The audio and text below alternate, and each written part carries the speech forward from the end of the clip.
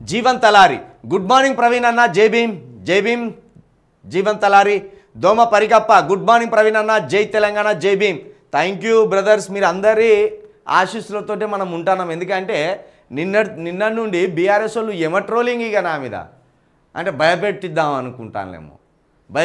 అనుకుంటానేమో మీ ఊకదంపుడు భయపెట్టేదానికి ఇక్కడ భయపెట్టోడు లేడు ఇక ఒకడు ఫోన్ చేసి అంటాడు కదా వాని పేరు ఏదో ఉన్నదా వాని పేరు బీఆర్ఎస్ వాడు వాని పేరు ఏం పేరు వాని పేరు భరత్ కన్నా రెడ్డి అట వీడు భరత్ కన్నా రెడ్డి వీడు అంటాడు కదా 3 సంవత్సరాల మా ప్రభుత్వం వస్తుంది నీ సంగతి చెప్తా మా బీఆర్ఎస్ని విమర్శిస్తానవా అంటాను ఎంటికతోటి కూడా ఏం కాదు నేను బీఆర్ఎస్లో ఉన్నప్పుడు కూడా బీఆర్ఎస్ ప్రభుత్వం ఉన్నప్పుడు కూడా మా ఇంటి మీద 600 మంది బీఆర్ఎస్ కార్యకర్తలు దాడి ఎత్తిన వెంట్రుక కూడా వనకలే బీఆర్ఎస్లో ఉన్నప్పుడు కూడా నా మీద దాడులు జరిగినాయి బీఆర్ఎస్ ఉన్నప్పుడు కూడా నా మీద కేసులు అయినాయి రాజయ్య నా మీద కేసులు పెట్టిండు రాజయ్య అనుచరులు వచ్చి నా ఇంటి మీద దాడి చేసిండ్రు మొత్తం నా ఇంటిని కూల్చే ప్రయత్నం చేసిండ్రు అంటే బీఆర్ఎస్ ప్రభుత్వం ఉన్నప్పుడేమో నన్నేమో లాలించి పాలించి సంకన వేసుకోలే అప్పుడు కూడా నా ఇంటి మీద దాడి జరిగింది అప్పుడు కూడా నా మీద కేసులు అయినాయి మళ్ళీ కాంగ్రెస్ వచ్చినప్పుడు కూడా కేసులు అయినాయి కాంగ్రెస్లో వచ్చినప్పుడు కూడా నా మీద కేసులు అయినాయి వీళ్ళు ఏమనుకుంటారంటే బీఆర్ఎస్ ఉన్నప్పుడు చిలక ప్రవీణ్ చాలా సేఫ్గా ఉన్నాడు చిలక ప్రవీణ్ మీద దాడులు జరగలేదు చిలక ప్రవీణ్ మీద కేసులు కాలేదు అనుకుంటాను కావచ్చు బీఆర్ఎస్ ఉన్నప్పుడు చిలక ప్రవీణ్ మీద కేసులు అయినాయి బీఆర్ఎస్ పోయినాక చిలక ప్రవీణ్ మీద కేసులు అయినాయి కాబట్టి ఇక్కడ ఎవరైతే జైభీమ్ అనే వాళ్ళు ఉన్నారో ఎవరైతే బీసీ బిడ్డలు ఉన్నారో ఎవరైతే ఎస్టీ బిడ్డలు ఉన్నారో వీళ్ళే నాకు కావాల్సింది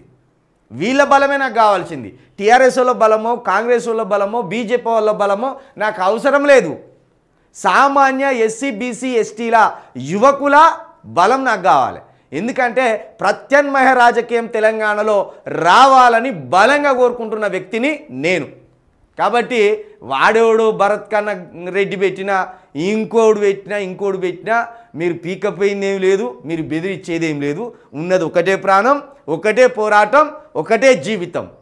3 సంవత్సరాల తర్వాత మీరు వచ్చి పీకేదేం లేదు 3 సంవత్సరాల క్రితం మీరు పీకిందేం లేదు కాబట్టి చిల్కా ప్రవీణ్ను బెదిరించేంత దమ్ము ధైర్యం ఎవ్వడికి లేదు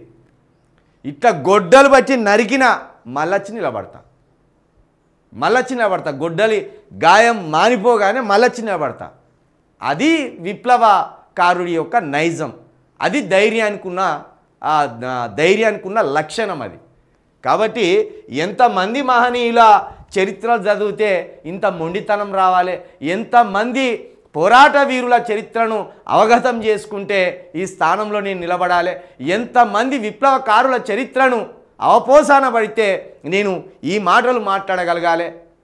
ఎవడో 3 సంవత్సరాల తర్వాత వస్తాడట వాడట పీకుతాడట వీడట సూస్తాడట రారి మాకు 3 సంవత్సరాల తర్వాత మేమెంత బలపడతామనేది మీ ఊహకు అందుతుందా 3 సంవత్సరాల తర్వాత మేమే స్థానంలో ఉంటుంది అనేది మీ ఊహకు అందుతుందా మీరు గానే ఉంటారు వాని కోసం వీని కోసం పోస్టులు పెట్టి వాని కోసం వీని కోసం బట్టలు చింపుకున్న దగ్గరనే ఆగిపోతావురా భరత్ కన్నా గౌడు నీ బతుకక్కనే ఉంటుంది ఇక ఇంచు ఇట్లా ఎదుగది ఇంచు నువ్వు పైకి పోయేది ఉండదు వాని కోసమే నువ్వు బట్టలు చింపుకోవాలి నీ జీవితం అంతా పీక్కోరు ఏం పీక్కుంటారు